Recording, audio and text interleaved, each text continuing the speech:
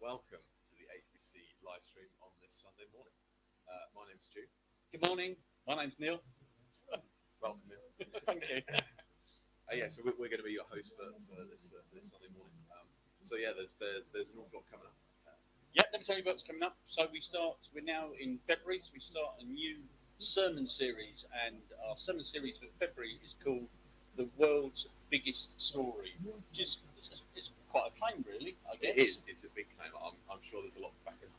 Yeah. So listen to that, and I think this morning, amongst other things, you can look at the story of creation, which is always controversial, and it's controversial sometimes between Christians, those people that don't follow Jesus. So we all have our own version of just how creation came, and I don't think the sermon is so much around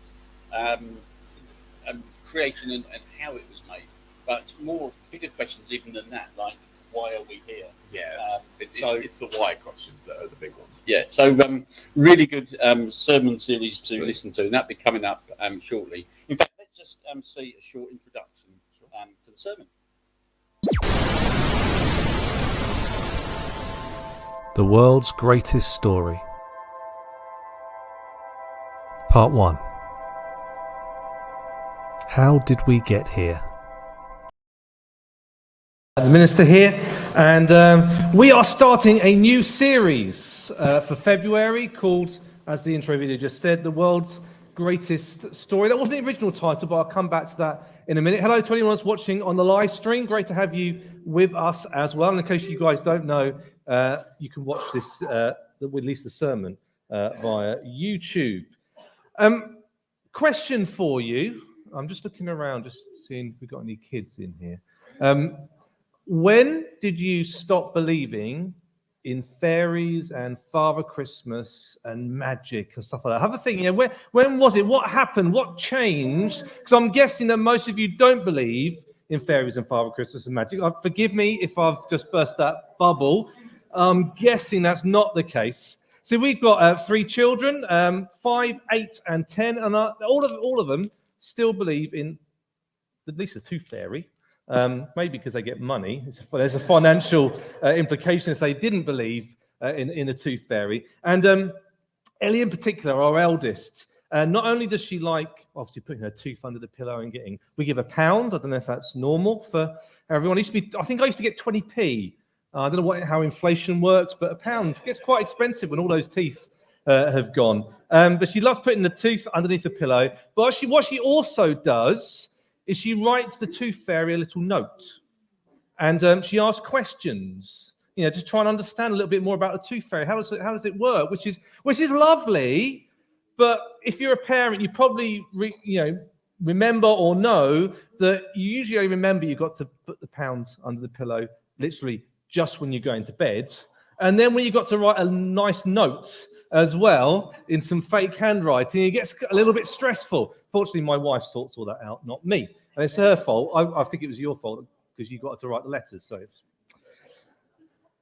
See, kids, they believe in magic, they believe in fairies, they believe in Father Christmas, they believe in so many possibilities out there. Nothing is beyond their reach. There's so much out there for them. But something changes at a certain point in their life when they don't believe that anymore. And that kind of leads me on to another question, is when did you stop believing perhaps that everything is going to be okay? When did you stop believing that the world out there is a safe place? My wife used to be an A&E nurse, and we forced to watch 24 hours in A&E whenever it's on. And I was watching it this week, and they were interviewing some girls, young women, who had gone to university, and they'd been spiked in a club. Now, in my day, spiking a drink, they'd put something in the drink, and it could be a drug, it could be strong alcohol. That wasn't the case for these young women. They were injected, they were stabbed, they were literally spiked in a club. And one lady was talking about, we're going through what they'd gone through, and they were scared, what had happened, what had been injected with, had they caught anything?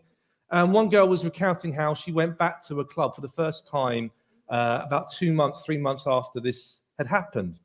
And she found herself in the corner in the where the wall's behind her, so no one could get behind her and spike her, just in floods of tears, because the world had changed for her. It was no longer the safe place she had always thought it had been.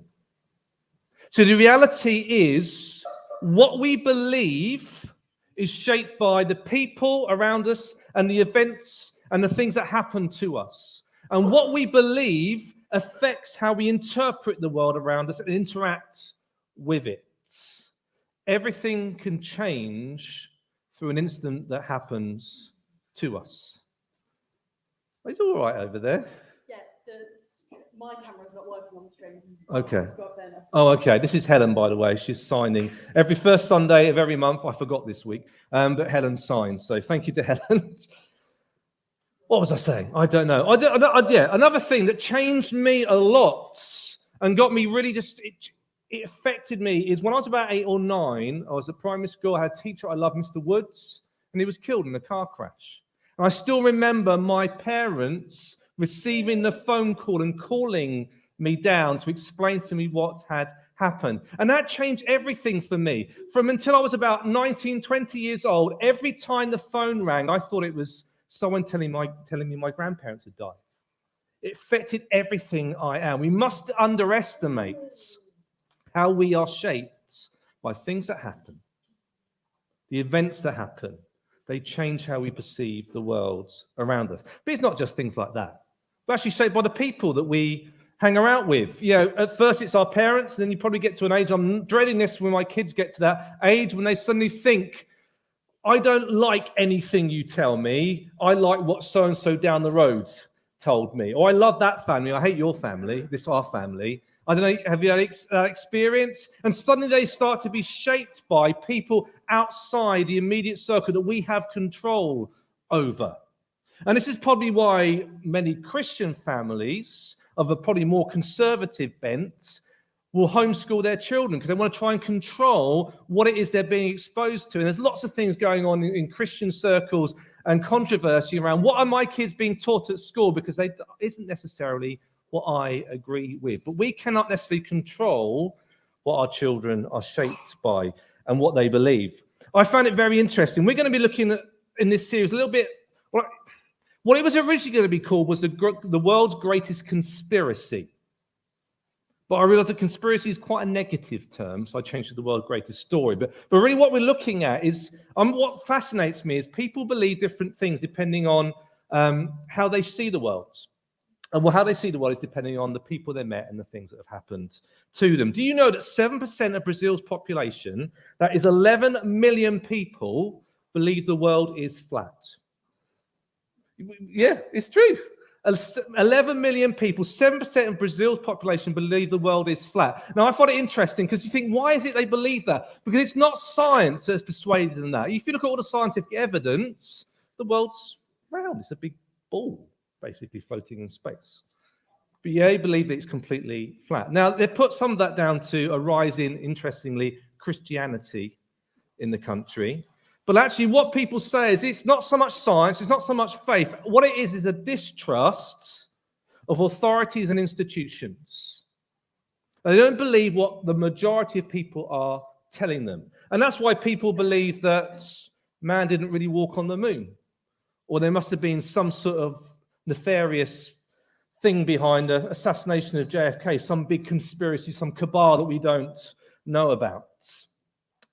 And the reality is, if we believe that about one thing, we tend to believe it about all things. If we're liberal about one thing, we tend to be liberal about all things. If we're conservative about one thing, we tend to be conservative about all things, regardless of whether these things are connected or not.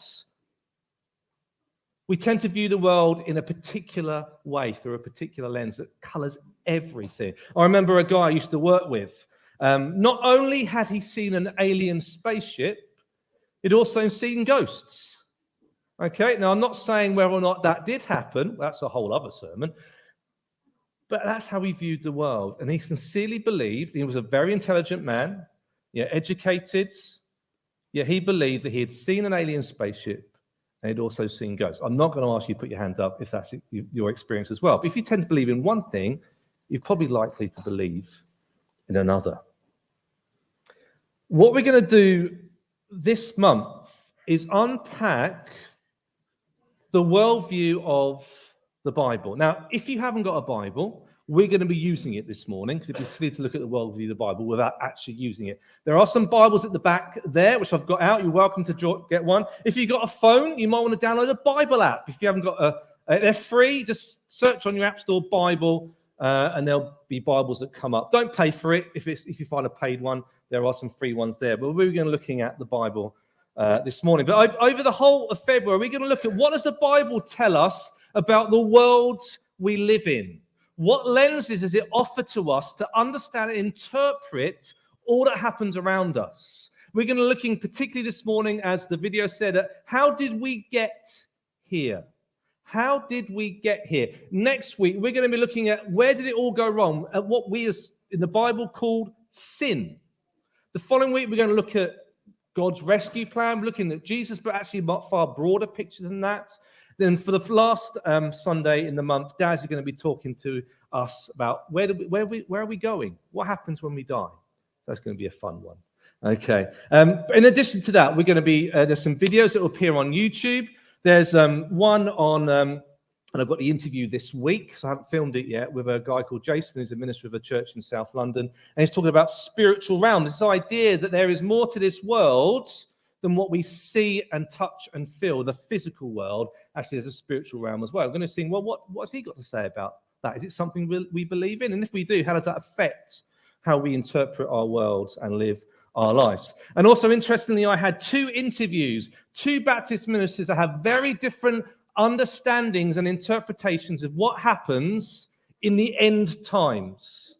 And is there actually something we call the end times? I'm going to look in particularly at a book called Revelation. So they're going to be appearing on YouTube, and they have very different views, which is very interesting. So we're going to be looking at that. At least I think it's interesting. But if you've got a Bible, I want you to turn to me right to the very, very beginning, the first page of the Bible. Now, in mine, the first page just says the Holy Bible, but we're going to move to Genesis chapter 1. Hopefully, you don't need to use a contents page. It's literally right at the very, very beginning. And what we're going to be looking at, we're going to look at this passage, what it tells us, and what we can take away from it that helps us when viewing our world and living our lives. And this is, unfortunately, right at the beginning, you hit controversy. Right at the first page of the Bible, we hit controversy because there's a huge breadth within our Christian tradition and people within our churches about whether we believe in what's called a literal 6-day creation, that God made the world in 6 days. And if you believe in that, it tends to bring all sorts of other things as well, a young earth, and we are not going to go into that this morning. Well, other people tend to go with the more scientific stuff, which is, no, we believe in evolution, that was kind of discovered by Charles Darwin. We might pick up on that later.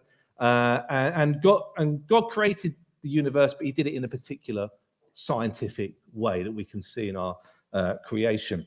I remember in my first church, fresh out of Bible college, my brain full of stuff that I wanted to share with everyone, and I decided to do a talk on Genesis chapter 1 and chapter 2. That was probably a mistake, because I thought I'd come with my interpretation, my understanding. A biblical scholar now. I've done 3 years at Bible college, not really, but I've done those 3 years. And I remember I turned up with my books, and this other guy turned up from the church with his books, and it was a very big pile of books. He had come to attack, and I went on the defensive, and let's just say it didn't end very well. In fact, I told him to leave the building. So that's how bad it was. This is what happens when you hit these controversies, when what I believe hits what you believe, and they don't seem to agree. We hit each other, sometimes literally, but these worlds collide, and we don't know what to do with it. What I want to say in this church, and what I love about this church, and one of our key statements is everyone is welcome. Now, we talk about, this is why we're doing signing, this is why we've got Braille at the back, why we've got rooms. If you find large, lots of people anxious, you can go in there. Obviously, there's that aspect of being welcome, but actually, regardless of what you believe and think, you are welcome here. But I believe that I need to share humbly what I believe the Bible tells us about certain things. And some of those things you will not agree with. That's fine. That is not a problem. I want you to feel welcome here and able to share your views, even if you're not agreeing with the person sitting next to you, you're not agreeing with me up the front or whatever. You are welcome here. But anyway, let's get into the passage and what it can tell us. And what I'm going to do, it's not going to appear on the screen because I'm just going to jump through it, which is why I said it might be a good idea to have the Bible in front of you. I'm just going to pick up bits and try and just work out what it said. But chapter 1, verse 1, the very first thing it says in the Bible we believe is the God-inspired, God-breathed word of God. It says, in the beginning, God created the heavens and the earth. God created the heavens and the earth. When it says heaven and the earth, basically means what's up above and what's down below. Okay, God created it. That's hugely important. Okay, God is the one that did it. Regardless of whether you're a six-day creationist or an evolutionist, as Christians, we believe that God did it. God created it. And it goes on, verse 2, now the earth was formless and empty. So formless and empty, it was chaotic, it had no purpose, it had no form. There was something there, but it was nothingness, really. You can't get your head around this, can you? It's just crazy. It says darkness was over the surface of the deep. It's a depth, there's a chaos there. Chaos is quite an important thing here. It's just chaotic, it's no purpose, and so form is just a nothingness. But it says these words, and the Spirit of God was hovering over the waters.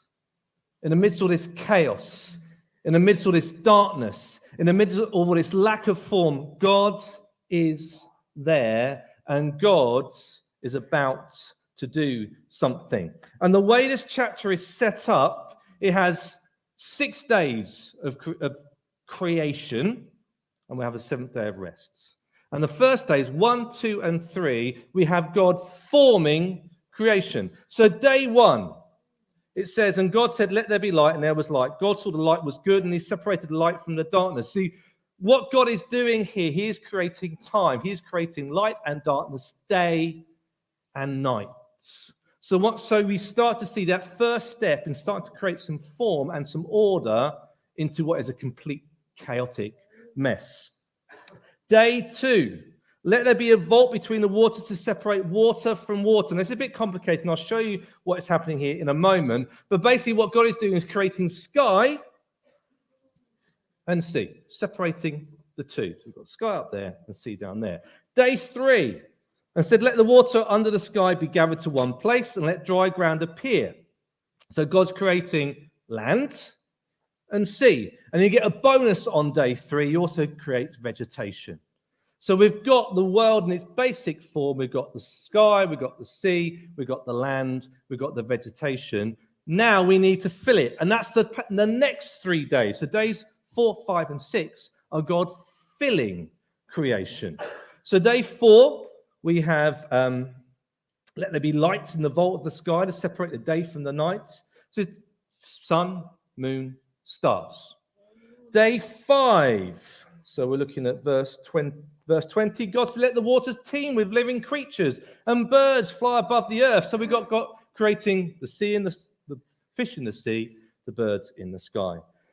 And then finally on day 6, and God said, let the land produce living creatures according to their kind. So he's creating animals and all the bits that need to fill the land. And as a bonus, what does God create? Us, humanity. And what we find God saying after every single day, he looks at what he's done and says, this is great, I love this. This is good. This is good. But after he creates us, he says, this is really good. This is very good. So humanity here is the pinnacle of God's creation. And it's interesting, we see here that it's not just the pinnacle creation. It actually is the pinnacle creation. We are the pinnacle creation because we are created in God's image. Male and female together pointing us towards God, expressing something of who God is, being an image of God. That when we look at man and woman together, not singularly, then we see something of God. And straight away, God says, increase in number. Continue filling this world that I've started the process of. Continue doing it. Manage it. Subdue and rule it. And he gives humanity purpose and direction. And he asks humanity to represent and embody God in creation. Now, I meant to show you this picture before. Could you just pop up this picture? I just want to show you, just so you kind of got an understanding of the world that is demonstrated through these chapters, which is not quite the same as how we understand the world. But you've got fresh water above, and you've got fresh water below, and salt water.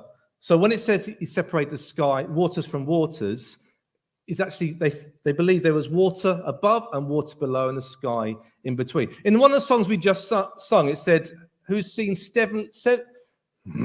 heavenly storehouses laden with snow? It's the belief that actually above the dome of the sky and the universe, there were stores of snow and water. And when it snowed, it came through. And when it rained, it came through. So it was stored up there. And then there's this whole sort of chaos, salt waters, ocean. Let's just say the Israelites weren't seafaring people and they didn't really like the sea. And to them, it was dangerous and chaotic and sea monsters and all this sort of stuff. So it just gives you a rough idea about how they visualize the world. Okay, that's enough. Thank you. So, I'll just get to this question. So what? So what? When I was at Bible college, one of the lecturers said, what do we believe about God? And so what? We can believe all sorts of things about God, but how is it having an effect on what we believe? And how does that what we believe have an effect on what we do and think and say and live our lives? So I want to look at just quickly, what is this passage primarily saying about God and us? Primarily. Okay. Number one, we've already picked up on this. God created it all. God created it all. And that is so important to remember and so important to understand. And not only did God create it all, but he created it with order and purpose. I think what we're seeing a lot in our society, in our world today, is this: if we remove God, the creator, from the equation, then actually we as humans can do whatever we want. I can be whoever I want to be. I can do whatever I want to do with my body. I can do whatever I want to do with my world, because there is no God up there who's created it with an order and a purpose. So if we don't believe in that, well, I might as well do whatever I want. And that is so much what we're seeing in our worlds today. But I want to say to you that God has done nothing by chance. And there is purpose built into the design of creation. And I believe there is a purpose built into your life as well. God has something he wants you to do. He has designed you to be a certain way, to think a certain way, to act a certain way, that is set apart from anyone else. There is stuff that only you can do. So don't try and be like someone else, because they've got their own thing to do, and you have got the thing that you want to do. God has created you for a purpose. And everything God makes is good. And when he looks at us, he goes, this is really good.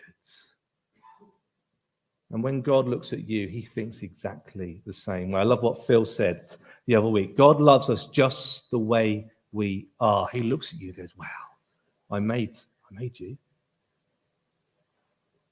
But he loves you too much to leave you that way. He has a purpose for you. And maybe your life is chaos and living in a chaotic world, and you lack purpose and direction, but God has got purpose and direction for your life. He has created you in a particular way for a particular task. So God created it all, bringing order and purpose out of chaos to creation. But actually, number three, what we can pick up from this passage is humanity is God's representative, male and female coming together to represent God in this world. There is an equality across humanity, regardless of sexuality, gender, ethnicity, color of skin. It is equality, so much so that William Wilberforce, that kind of was the big name behind the freeing of slaves, the end of slavery, he said this, says, am I not a man and a brother? Regardless of who you are, where you are from, the color of your skin, we are equal. And we stand before God as equal. And that is a huge thing to remember. And particularly when we find people we don't believe, who disagree with what we believe, it's very easy to see them as, well, you're a bit stupid, aren't you? Because, you know, I'm more clever, because obviously I'm right and you're wrong, so you must be a bit stupid. Actually, no, they just see things differently. They're shaped by different world events, and there's equality. And regardless of whether they are a Christian or a not, or any faith or of no faith, they are equal to you and me. And that's such a hugely important filter through which to view the world around us. But lastly, number 4, and this is the one that I really want us to take away. You'll take away whatever you want from this sermon, but this is the one that really struck me. And this is number 4, that God dwells with us. So going back to our passage, in chapter 2, it says, thus the heavens and the earth were completed in all their vast array. By the 7th day, God had finished the work he had been doing. So on the 7th day, he rested from all his work. Then God blessed the 7th day and made it holy, because he rested from all his work of creating that he had done. This idea of resting, it's a bit of an odd one, because God didn't really need to rest particularly. And something you get very much across in this passage is that just God spoke and it happened. There's no effort here, which is very much a contrast to some of the creation myths that were around in other cultures of that time. They believe there was war in heaven and all this sort of stuff. Actually, in here, it just says God spoke and it happened. So it's a bit weird, this idea of God resting. But actually what we've got here is God not just resting, but dwelling in his creation, sitting and resting and going, this is great. Do you ever do that when you created something? Maybe you've decorated your lounge and you're sitting there going, I did this. I'm quite chuffed with myself, really. Isn't it nice? You just sit there and you just rest. Go, this is nice. This is what we find God doing here. And just one thing to pick up on this. For all the other 6 days, it says every single time, says, and there was evening and there was morning, and it's the next day. We have these divisions of day 1, day 2, day 3, day 4, day 5, day 6. Day 7, it doesn't have that. There is no end to the 7th day. We are in the 7th day. God is resting and dwelling in his creation. And that's really the goal of creation, that God will dwell with us, working together as a team to manage the creation that God has created. Now, something went wrong, and I'm not going to pick up on that now, because that is a theme of next week's sermon. Something went wrong, but that was the goal. And God does dwell with us. Just 2 things quickly. I'm aware of time, or maybe one thing. I don't know. See how we get on. What we mean by this is not that God is in creation.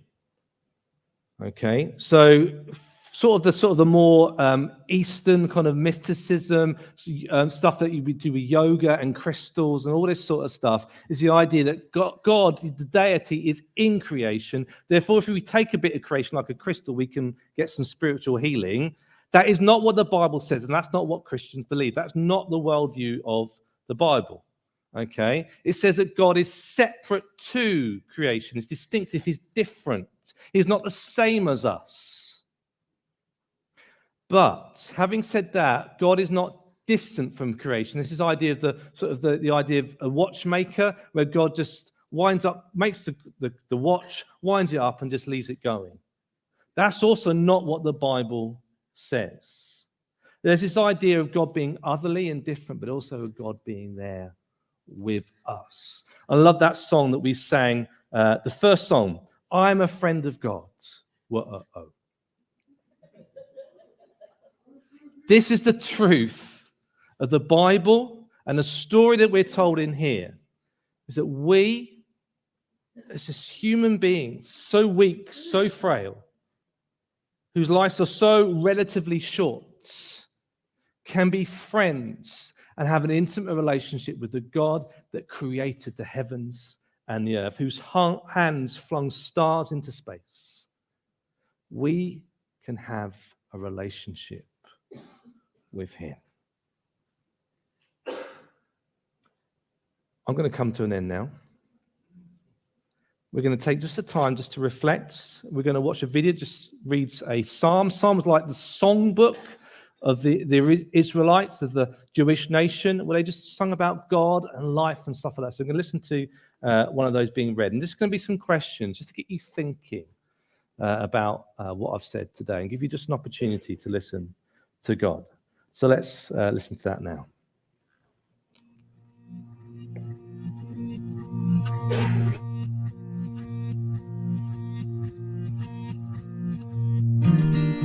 Psalm 8, verses 1 and 3 to 5.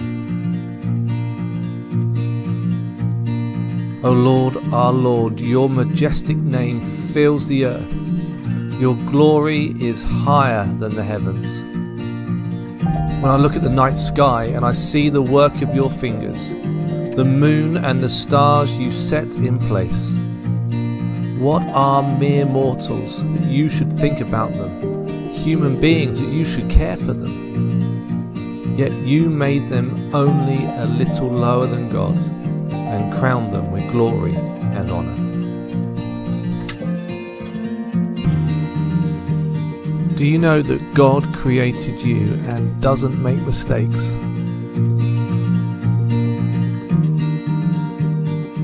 How does it make you feel to know that God has created you for a purpose?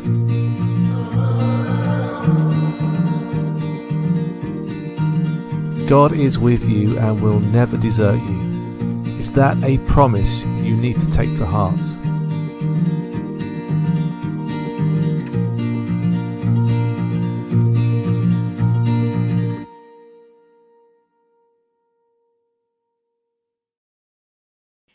Well, I hope you enjoyed that. I hope it definitely made you think. Thank you for your contributions into the chat. Yeah. And yeah, don't know, thoughts? Anything that so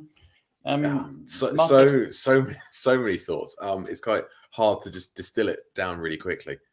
Hope you can hear us now better, by the way.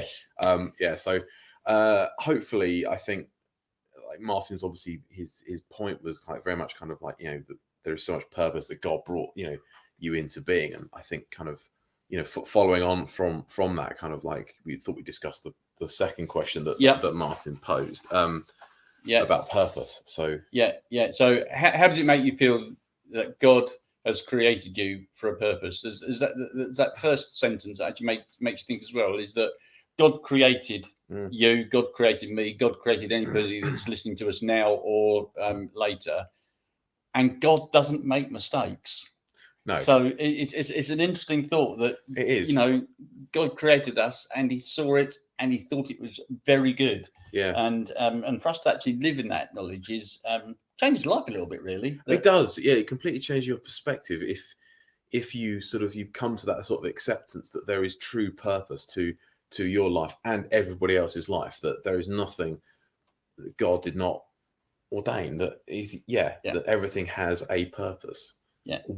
Even if we can't see it, even if we don't understand it, there is purpose, and that's quite an amazing thing. And what is that purpose? Well, that purpose is, if you go to Jesus, he gave us 2 commandments. One was to love the Lord your God And the second one is to love your neighbour as yourself, or or Absolutely. to love other people. So there's a good start for us as to what God has designed us to do. There is a heck of a purpose, there to start with. But it does kind of blow your mind if you really start thinking about it, like the actual impact and the weight that has, kind of on your life, as to that everyone has so much purpose. There is so much value in every single person.